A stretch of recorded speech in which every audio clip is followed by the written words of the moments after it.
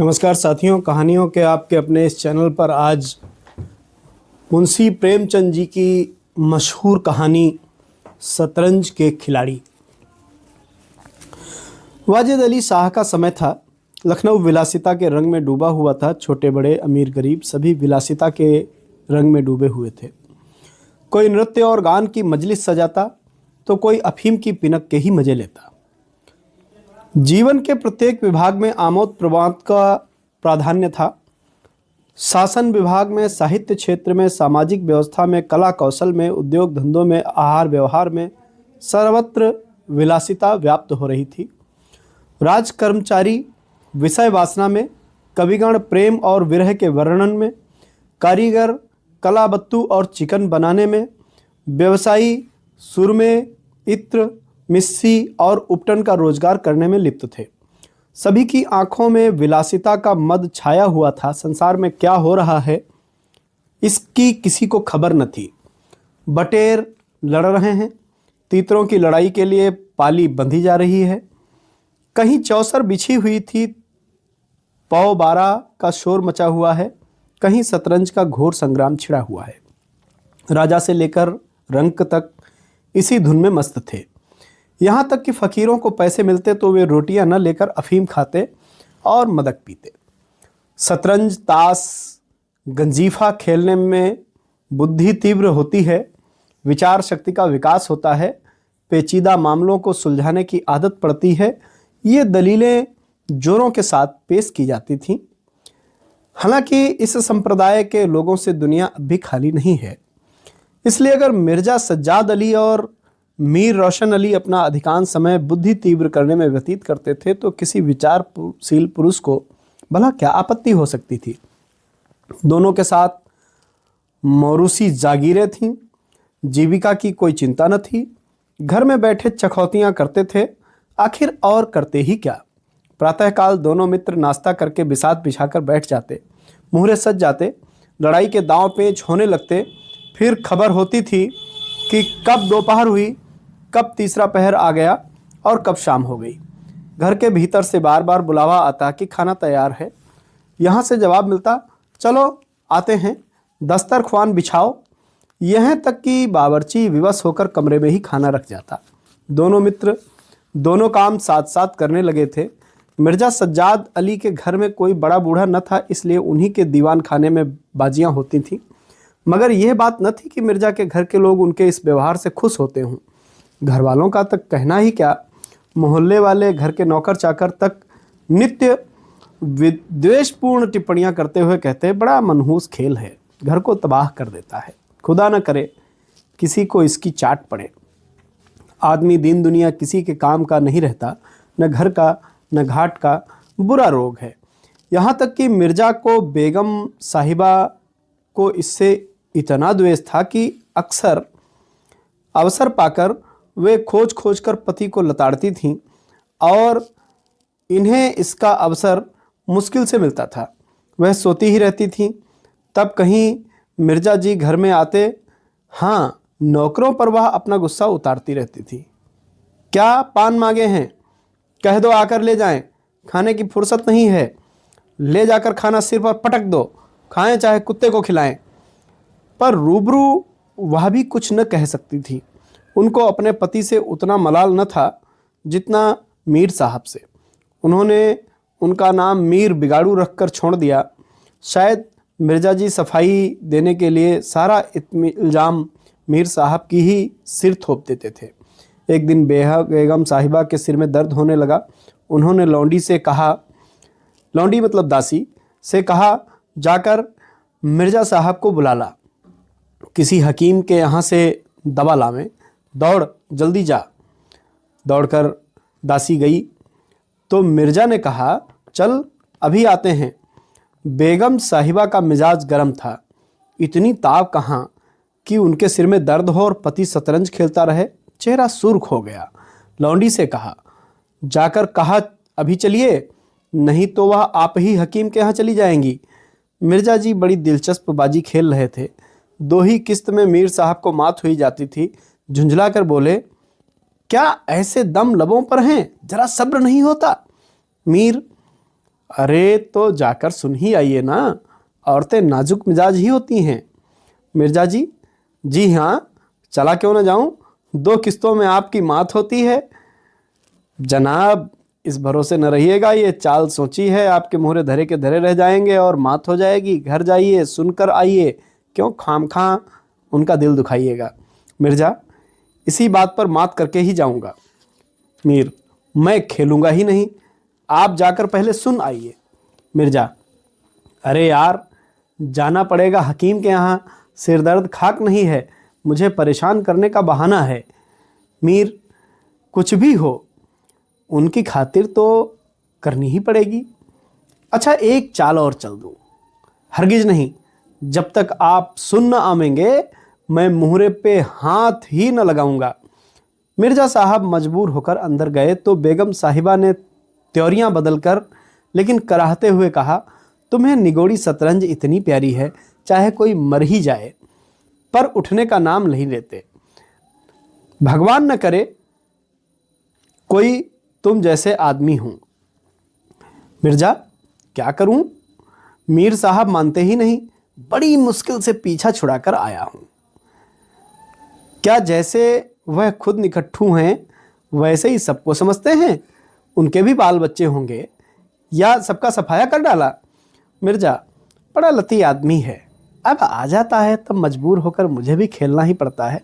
तुम धुतकार क्यों नहीं देते? बराबर के आदमी हैं, उम्र में दर्जे में मुझसे 2 अंगुल ऊंचे, मुलाहिजा करना ही पड़ता है। बेगम, तो मैं ही दुत्कारे देती हूँ, नाराज हो जाएंगे तो हो जाएं, कौन किसी की रोटियां चला देता है। रानी रूठेंगी तो क्या अपना सुहाग लेंगी? हिरिया, जा बाहर से शतरंज उठा ला, मीर साहब से कहना मियाँ अब न खेलेंगे, आप तशरीफ ले जाइए। हाँ हाँ, कहीं ऐसा गजब न करना, जलील करना चाहती हो क्या? ठहर हिरिया, कहाँ जाती है? बेगम, जाने क्यों नहीं देते, मेरा ही खून पिए तो उसे रोके। अच्छा, उसे रोका, मुझे रोको तो जानूं। यह कहकर बेगम साहब झल्लाई हुई दीवान खाने की तरफ चली। मिर्जा बेचारे का रंग उड़ गया, बीवी की मिन्नतें करने लगे, खुदा के लिए तुम्हें हजरत हुसैन की कसम है, मेरी ही मैयत देखें जो उधर गए। लेकिन बेगम ने एक न मानी। दीवान खाने के द्वार तक पहुंच गई, पर एकाएक पर पुरुष के सामने जाते जाते पांव बंध से गए।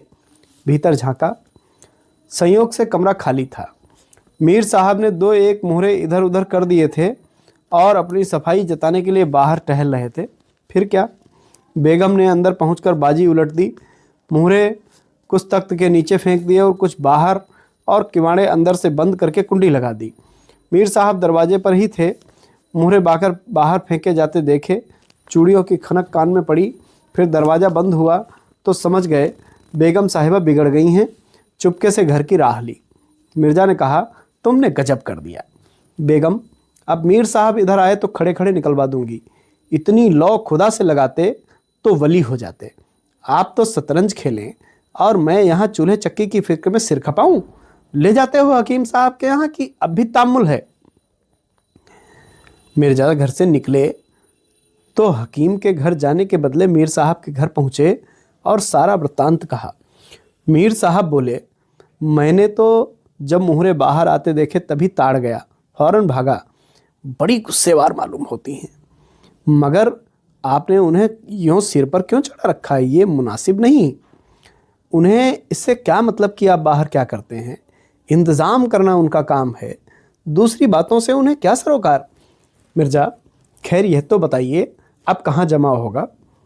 इसका क्या गम है, इतना बड़ा घर हुआ है, बस यहीं जमे। मिर्जा, लेकिन बेगम साहब का कैसे मनाऊंगा? जब घर पर बैठा रहता था तब तो वह इतने बिगड़ती थीं, यहाँ बैठकर तो शायद जिंदा न छोड़ेंगी। अजीब बकने भी दीजिए, 2-4 रोज में अपने आप ठीक हो जाएंगी। हाँ, आप इतना कीजिए कि आज जरा तन कर आइए।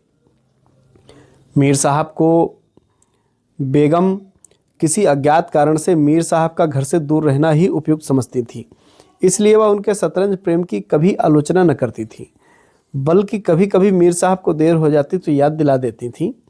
इन कारणों से मीर साहब को भ्रम हो गया था कि मेरी स्त्री अत्यंत विनयशील और गंभीर है।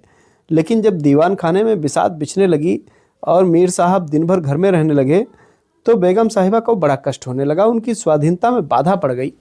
दिन भर दरवाजे पर झांकने को तरस जाती। इधर नौकरों में भी कानाफूसी होने लगी। अब तक दिन भर पड़े पड़े मक्खियां मारा करते थे। घर में कोई आए कोई जाए, उनसे कोई मतलब नहीं था। अब आठों पहर की धौंस हो गई। कभी पान लाने का हुक्म होता, कभी मिठाई का, और कभी हुक्का, तो कभी किसी प्रेमी के हृदय की भांति जलता ही रहता था।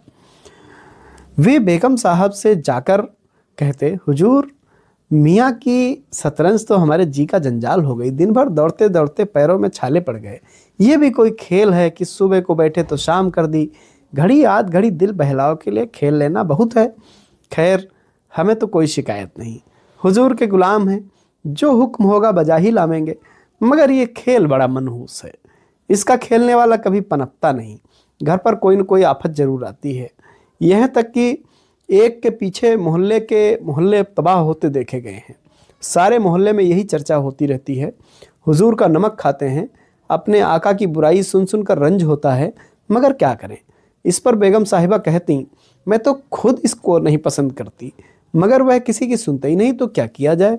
मोहल्ले में भी दो चार पुराने जमाने के लोग हैं, वे आपस में भांति भांति के अमंगल की कल्पनाएं करने लगे। अब खैरियत नहीं है। जब हमारे रईसों का यह हाल है तो मुल्क का खुदा ही हाफिज है। ये बादशाहत शतरंज के हाथों तबाह होगी। आसार बुरे हैं। राज्य में हाहाकार मचा हुआ था। प्रजा दिन दहाड़े लूटी जाती थी। कोई फरियाद सुनने वाला न था। देहातों की सारी दौलत लखनऊ में खींची चली आती थी और वेश्याओं में, भाड़ों में और विलासिता के अन्य अंगों की पूर्ति में उड़ जाती थी। अंग्रेज कंपनी का ऋण दिन ब दिन बढ़ता चला जा रहा था। कमली दिन दिन भीग कर भारी होती जाती थी। देश में सुव्यवस्था न होने के कारण वार्षिक कर भी न वसूल होता था। रेजिडेंट बार बार चेतावनी देता, पर यहाँ तो विलासिता के नशे में चूर थे। किसी के कानों पर जूं न रेंगती। खैर, मीर साहब ने दीवान खाने में शतरंज होते होते कई महीने गुजर गए। नए नए नक्शे हल किए जाते, नए नए किले बनाए जाते, नित्य नई व्यूह रचना होती। कभी कभी खेलते खेलते झौड़ हो जाती, तू मैं की नौबत आ जाती, पर शीघ्र ही दोनों मित्रों में मेल हो जाता। कभी कभी ऐसा भी होता कि बाजी उठ गई, मिर्जा जी रूठ कर अपने घर चले जाते, मीर साहब अपने घर में बैठ जाते, पर रात भर निद्रा के साथ सारा मनोमालिन्य शांत हो जाता था। प्रातःकाल दोनों मित्र दीवान खाने में आ पहुँचते। एक दिन दोनों मित्र बैठे हुए शतरंज के दलदल में गोते खा रहे थे कि इतने में घोड़े पर सवार एक बादशाही फौज का अफसर मीर साहब का नाम पूछता हुआ आ पहुंचा। मीर साहब के होश उड़ गए। यह क्या बला सिर पर आई, ये तलबी किस लिए हुई है।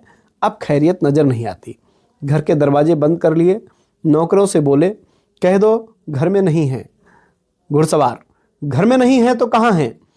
मैं नहीं जानता, क्या काम है। काम क्या तुझे बताऊं, हुजूर में तलबी है, शायद फौज के लिए कुछ सिपाही मांगे गए हैं। जागीरदार है कि दिल लगी, मोर्चे पर जाना पड़ेगा तो आटा दाल का भाव मालूम हो जाएगा। नौकर, अच्छा तो जाइए, कह दिया जाएगा।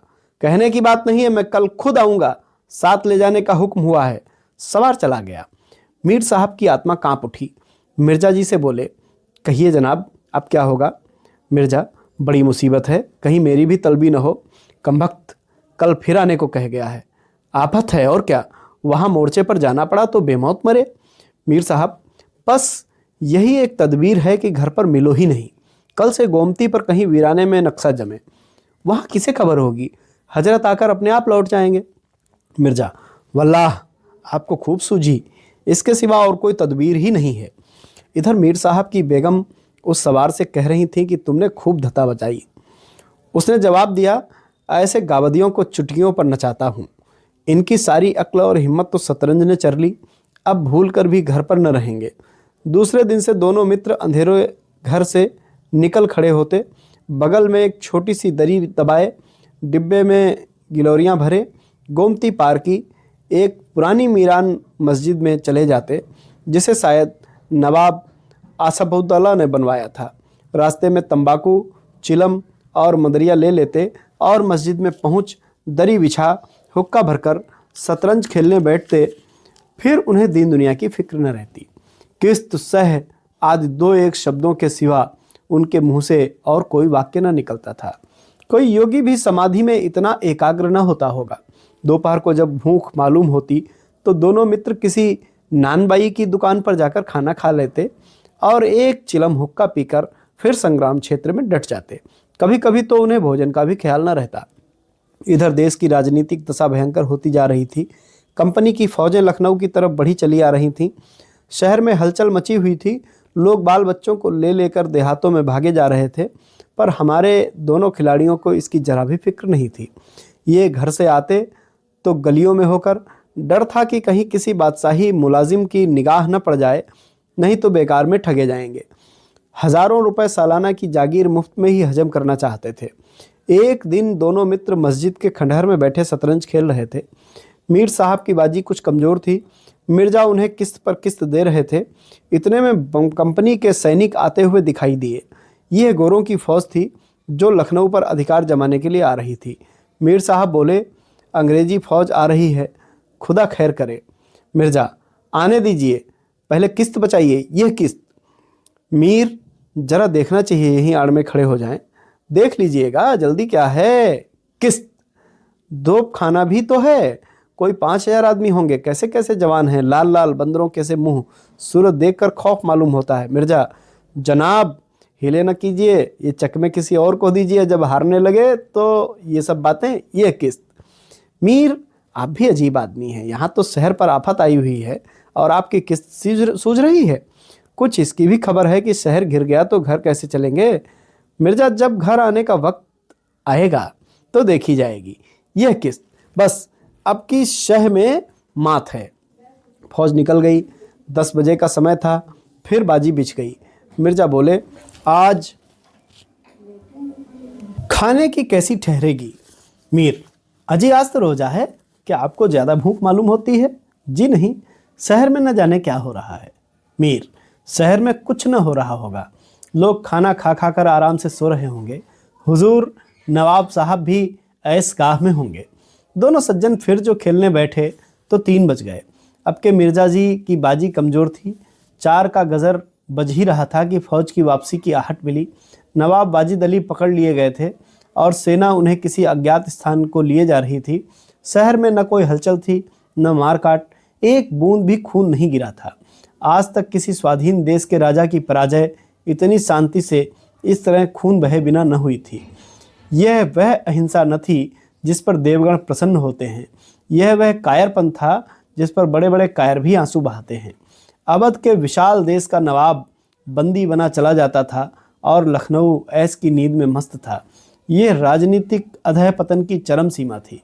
मिर्जा ने कहा, हुजूर नवाब साहब को जालिमों ने कैद कर लिया है।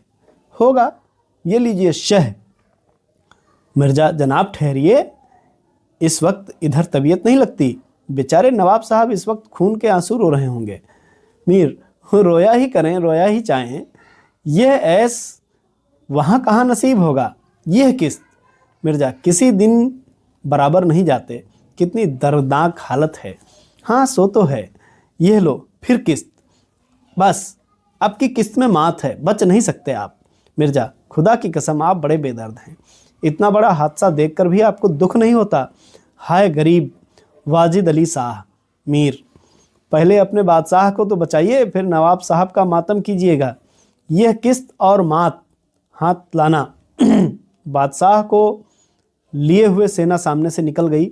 उनके जाते ही मिर्जा ने फिर बाजी बिछा दी। हार की चोट बुरी होती है। मीर ने कहा, आइए नवाब साहब के मातम में एक मरसिया कह डालें। लेकिन मिर्जा की राजभक्ति अपनी हार के साथ लुप्त हो चुकी थी। वह हार का बदला लेने के लिए अधीर हो रहे थे। शाम हो गई थी। खंडहर में चमगादड़ों ने चीखना शुरू कर दिया। अबाबीलें आ आकर अपने घोंसलों में चिपटी, पर दोनों खिलाड़ी डटे हुए थे, मानो 2 खून के प्यासे सूरमा आपस में लड़ रहे हों। मिर्जा जी 3 बाजियां लगातार हार चुके थे। इधर चौथी बाजी का रंग भी अच्छा न था।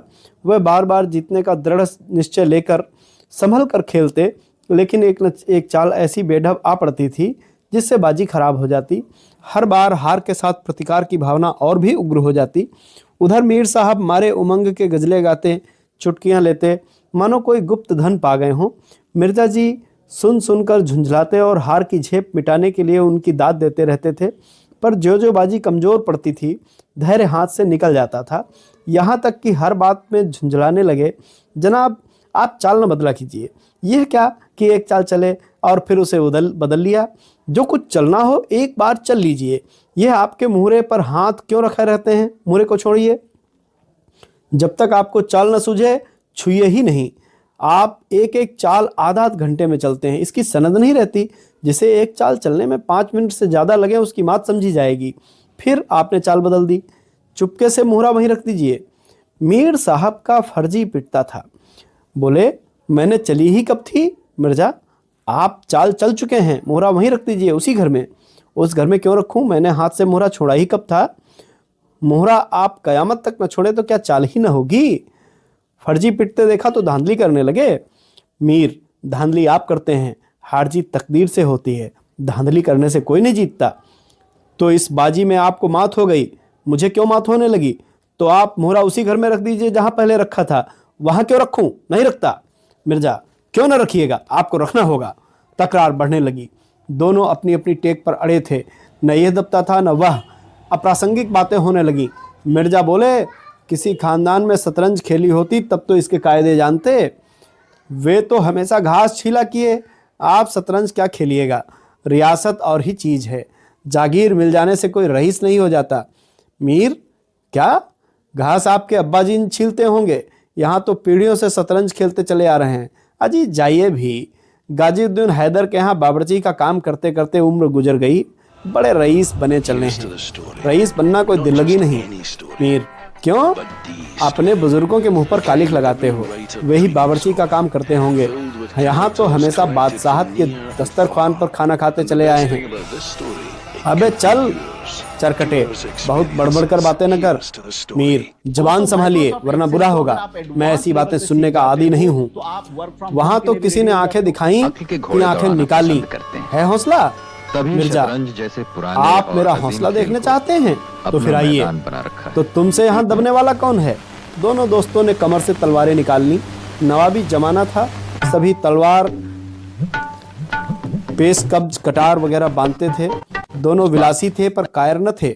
उनमें राजनीतिक भावों का अधः पतन हो गया था। बादशाह के लिए क्यों मरे, पर व्यक्तिगत वीरता का अभाव न था। दोनों ने पैंतरे बदले, तलवारें चमकी, छपाछप की आवाजें आईं। दोनों जख्म खाकर गिरे और दोनों ने तड़प कर वहीं जाने दे दी। अपने बादशाह के लिए जिनकी आंखों से एक बूंद आंसू न बहा, उन्होंने शतरंज के वजीर की रक्षा के लिए प्राण दे दिए। अंधेरा हो चला था, बाजी बिछी हुई थी। दोनों बादशाह अपने अपने सिंहासनों पर बैठे मानो इस दोनों की मृत्यु पर रो रहे हों। चारों तरफ सन्नाटा छाया हुआ था। खंडहर की टूटी हुई मेहराबें, गिरी हुई दीवारें और धूल धूसरित मीनारें इन लाशों को देखती थीं और सिर धुलती थीं।